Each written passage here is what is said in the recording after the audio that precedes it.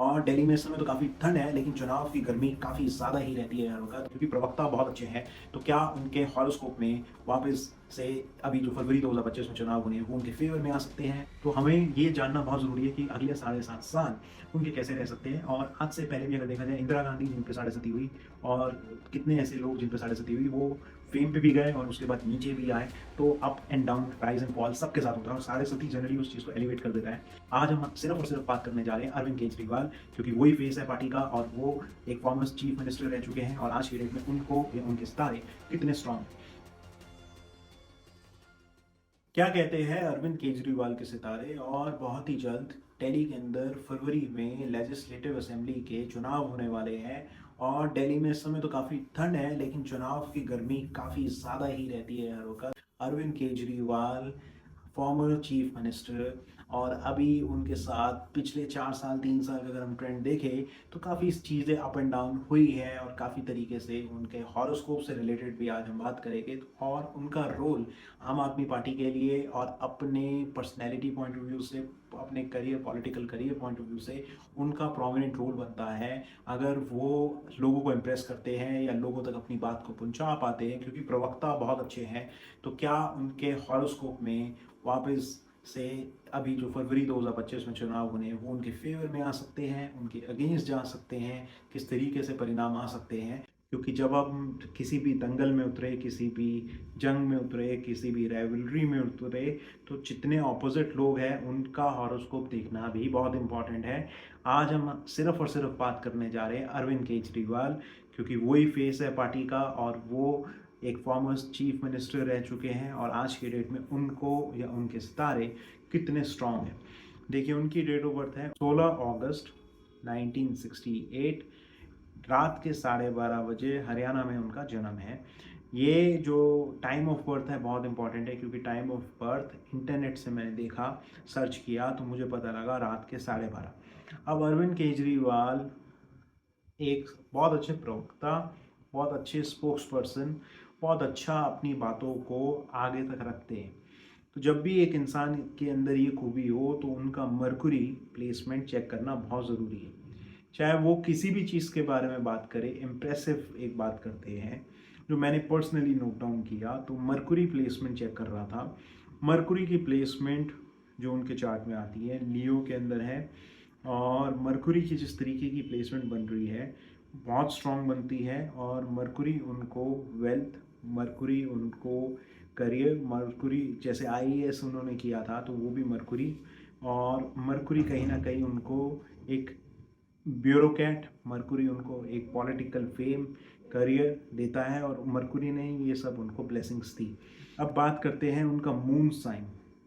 Moon sign की placement को check करना बहुत इंपॉर्टेंट इसलिए हो जाता है, क्योंकि मून इंसान का रूलिंग जो सोल होता है, जो आत्मा होती है, उसको रूल करता है। तो मून की जो प्लेसमेंट आती है, ये आती है एरीज में, और एरीज मून साइन है। डिग्रीज की अगर मैं बात करूं, नक्षत्र की अगर मैं बात करूं, तो डिग्रीज 30 के पास में है। अब हम रफ एस्टिमेट के साथ लगा रहे हैं टाइम, तो ये साढ़े 26-27 डिग्री के आसपास की मून की प्लेसमेंट बनती है। और इसका जो एस्पेक्ट बनता है, उनके थर्ड हाउस पे बनता है। थर्ड हाउस जो होता है, वो house of confidence and courage होता है। मून के ऊपर इस समय जो प्लेसमेंट चल रही है, बाय मार्च के एंड तक अरविंद केजरीवाल साहब के ऊपर साढ़े सती होने वाली है, साढ़े सती स्टार्ट होने वाली है।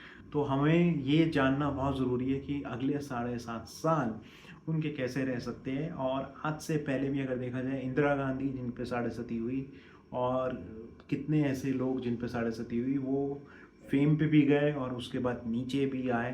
तो up and down, rise and fall सबके साथ होता है, और साढ़े सती जनरली उस चीज़ को एलिवेट कर देता है। तो केजरीवाल जिस समय, इस समय चुनाव हो गए फरवरी के अंदर, तो वो साढ़े सती के बिल्कुल पास में है। प्लैनेट्स अपना रिजल्ट पहले से देना स्टार्ट कर देता है। ऐसा कभी भी नहीं होता कि प्लैनेट्स आपको किसी इवेंट का रिजल्ट एकदम डेट पे देगा।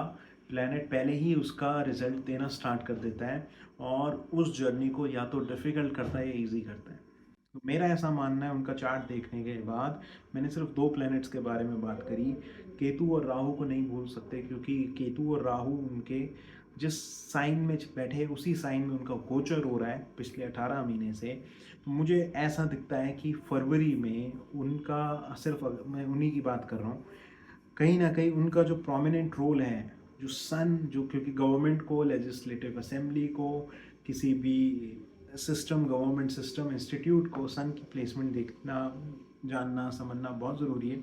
कहीं ना कहीं सब चीज़ों को अगर मैं टोटल बाय टोटल चेक करूँ तो केजरीवाल के लिए ये आने वाला समय, फरवरी का समय, थोड़ा मिक्स सेटअप दिखा रहा है। और मिक्स सेटअप के पॉइंट ऑफ व्यू से या तो ये अंडर परफॉर्म करेंगे अपने बाउंड्रीज़ के हिसाब से या अपनी उम्मीदों के हिसाब से, एक चांसेस बनते हैं, या फिर कुछ ऐसा होने वाला है कि जो एक सरप्राइजिंग एलिमेंट की तरफ जाएगा और सरप्राइज करेगा सबको, आपको, मुझे, हम सबको। अदर पार्टी के कैंडिडेट्स बहुत इंपॉर्टेंट इसमें रोल प्ले करेंगे, लेकिन सिर्फ और सिर्फ केजरीवाल की जर्नी प्ले करूँ तो मैं ये बोलूँगा कि उनका आने वाले 2 से 3 साल मुझे बहुत स्ट्रांग नहीं दिख रहे। तो क्या वो वापस से चीफ मिनिस्टर बनेंगे, या क्या वो वापस से दिल्ली असेंबली के अंदर वो कारनामा कर सकते हैं जो आज से 5 साल पहले या 10 साल पहले उन्होंने किया? इसमें मुझे डाउट हो रहा है कि उतने लेवल से, उतनी एक अचीवमेंट से वो कर पाए। हाँ, फाइटिंग बहुत रहने वाली है, नेक टू नेक फाइट हो सकती है, या फिर उनको डिसअपॉइंटमेंट हो सकती है। तो इस तरीके का उनका चार्ट बना हुआ है। उनका 12th हाउस एक्टिवेटेड है। 12th हाउस का मतलब होता है हाउस ऑफ लॉस। अब लॉस किसी भी तरीके से हो सकता है, लॉस आपने जो अचीव करा उसका लॉस, या फिर नया लॉस। तो इस तरीके से उनके सितारे गोचर कुछ प्ले आउट कर रहे हैं। तो ये इंटरेस्टिंग होगा देखने का, और आगे भी हम इस टॉपिक से रिलेटेड बाकी कंपेयर भी करेंगे, बात भी करेंगे। आप मेरे चैनल के साथ बने रहें और ज़रूर लाइक एंड सपोर्ट सब बहुत ज़रूरी है, सब्सक्राइब बहुत ज़रूरी है। प्लीज़ प्लीज़ प्लीज़ ये सब चीज़ें करें। Thank you so much. ऐसे इंटरेस्टिंग वीडियोज़ के लिए मेरे साथ बने रहें। धन्यवाद।